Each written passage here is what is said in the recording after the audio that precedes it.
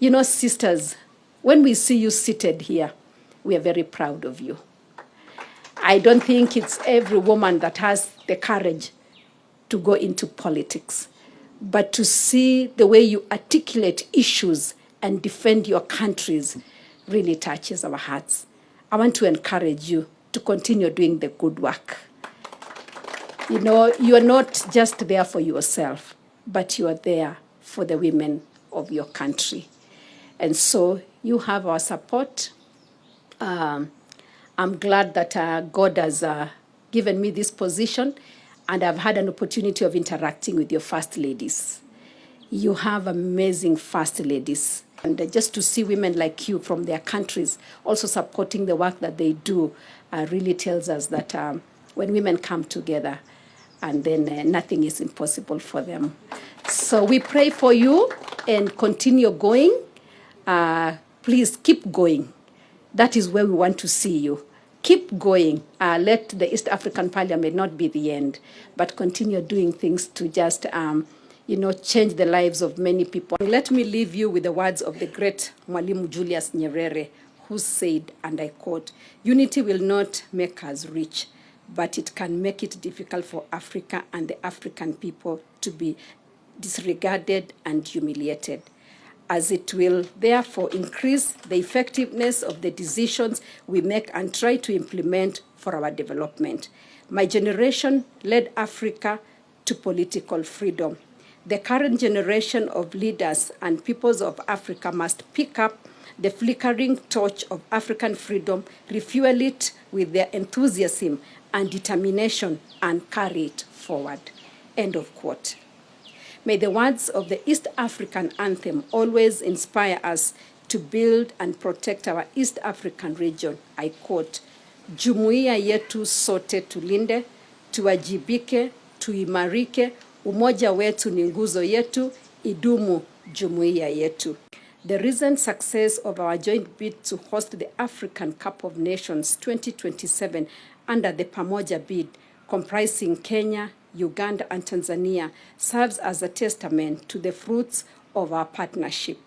None of our individual countries would have achieved this milestone alone. This event should spark a resultant growth in our economy, transport infrastructure, ease of movement, and ease of doing business with each other. My dear sisters, I urge each of you, esteemed legislators, to double your efforts in fast-tracking the implementation of the drivers of our region's development. By doing so, we can position the East African community as a globally preferred destination for investors and the gateway to the rest of Africa. As members of the East Africa Legislative Assembly, we bear a critical responsibility for shaping the future of our region. Our overarching goal is clear: to transform the East African community into a stable, competitive, and sustainable low-middle income region by 2030. However, we must remember that this journey cannot be undertaken alone. As the proverb wisely states, if you want to go fast, go alone. If you want to go far, go together. We will achieve our objectives as a region if we consider our collaboration sacred. My dear sisters, as a region, we are faced by common challenges that transcend our geographical boundaries. For example, not enough women are empowered. Access to quality health care is still a problem, and unemployment rates are high, especially for our youth and women, to name but a few. Women and children are more affected by this and more challenges. This requires us to apply a lens that favors them as we design various interventions for the East African community.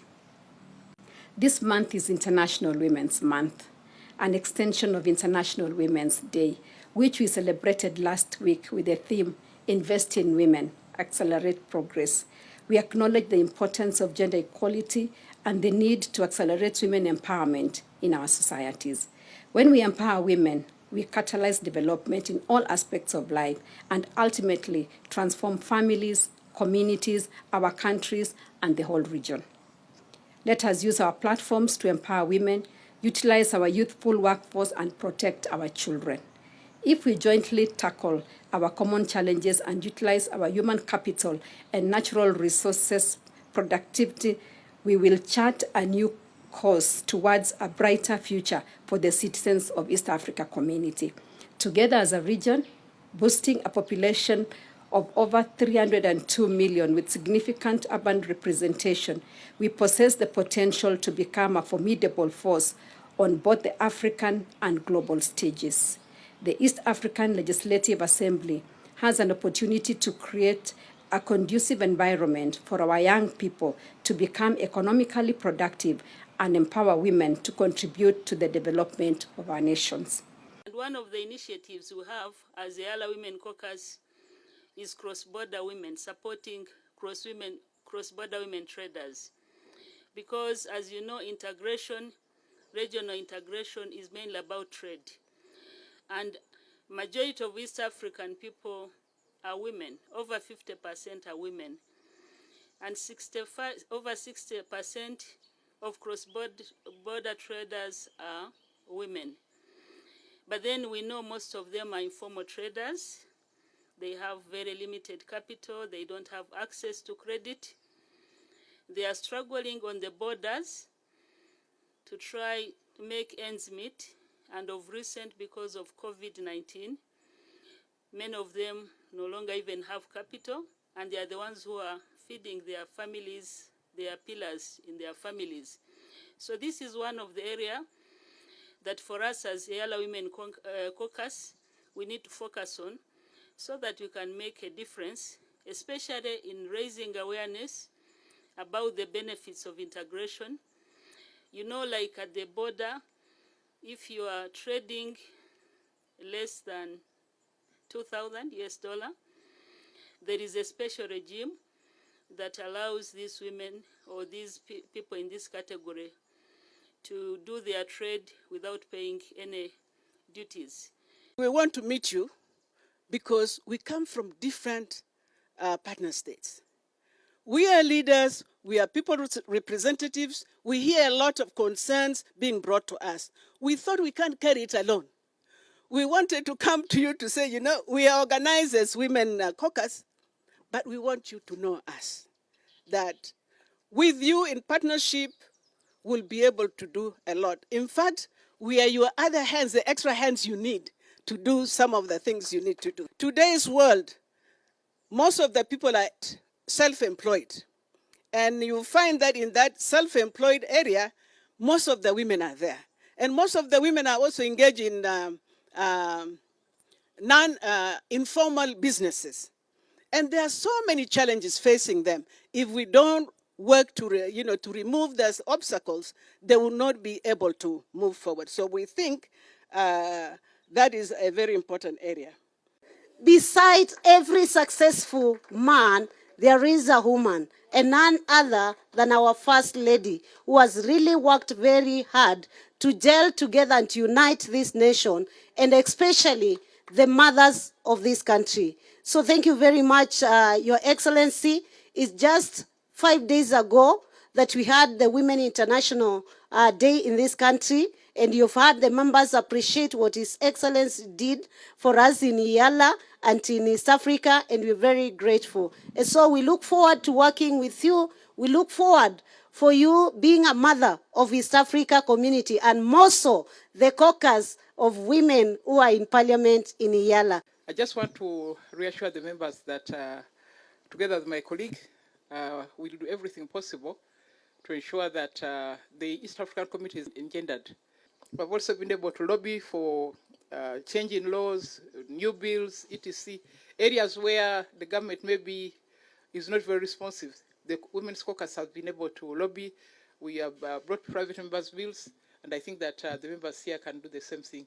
So you can count on me, you can count on Penina, you can count on all of us to do our work to make sure that East Africa is engendered.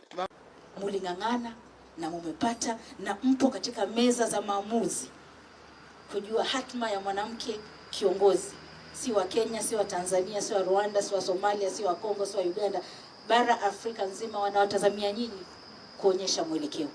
Kwa hilo nawapa hongera. Vile vile nachukua fursa hii kumshukuru First Lady wetu wa mataifa Bi Rachel Ruto.